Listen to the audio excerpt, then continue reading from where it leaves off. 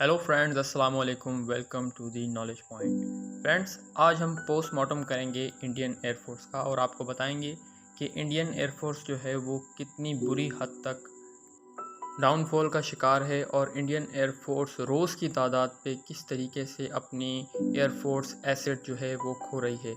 और भी इस तरह की इन्फॉर्मेशन आपके साथ शेयर करेंगे, सो स्टिक विद अस।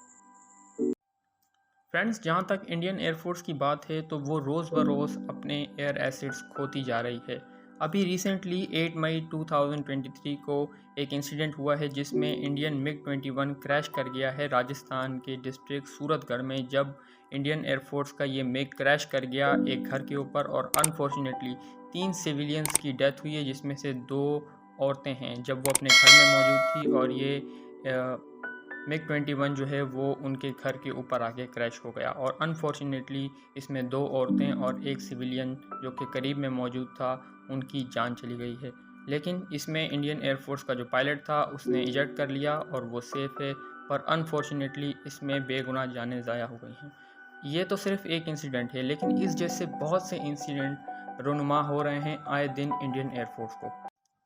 फ्रेंड्स, जहाँ तक इंडियन एयरफोर्स के लॉसेस की बात है तो एक एस्टिमेट किया गया है कि from 1947 till today Indian air force has lost 840 of its aircraft, जिसमें मिग-21, मिराज 2000, MI-17 जैसे हेलीकॉप्टर शामिल हैं, जो कि ईयरली बेसिस के ऊपर ऑन एवरेज 6 से 10 एयरक्राफ्ट लूज़ कर रही है इंडियन एयरफोर्स ईयरली। यानी एक साल के अगर एस्टिमेट लगाया जाए तो हर साल इंडियन एयरफोर्स 6 से 10 एयरक्राफ्ट जो है वो लूज़ कर रही है अलग अलग इंसिडेंट्स में।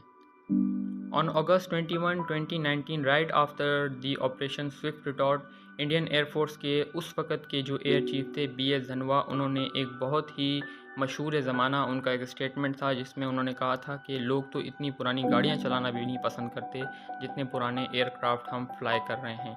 इसका मतलब कि वो बता रहे थे हमें कि इंडियन एयरफोर्स जो है उसकी स्क्वाड्रंस की तादाद लगातार गिरती जा रही है और जो स्क्वाड्रंस इस वक्त इंडियन एयरफोर्स में मौजूद हैं वो बहुत ज़्यादा पुराने हो चुके हैं और वो उड़ाने के भी काबिल नहीं है, और उन्होंने इन्हें फ्लाइंग कॉफिन्स का नाम दिया था। 27 फरवरी 2019 ऑपरेशन स्विफ्ट रिटॉर्ट आप सबको याद होगा, जब पाकिस्तान एयरफोर्स ने इंडिया के 2 जेट्स शूट डाउन किए थे इन आज़ाद कश्मीर, जिसमें एक सू-30 और एक मिग-21 था जो उस वक्त अभिनंदन वर्तमान फ्लाई कर रहे थे।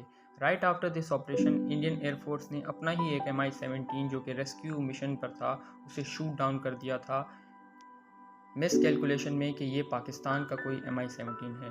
Right after this incident Indian air force में एक इंक्वायरी हुई थी जिसमें ये बात सामने आई थी कि इंडियन एयरफोर्स को कितनी प्रॉब्लम फेस करनी पड़ रही है एडमिनिस्ट्रेटिव लेवल पे कि they can not even distinguish between enemy and friendly aircraft.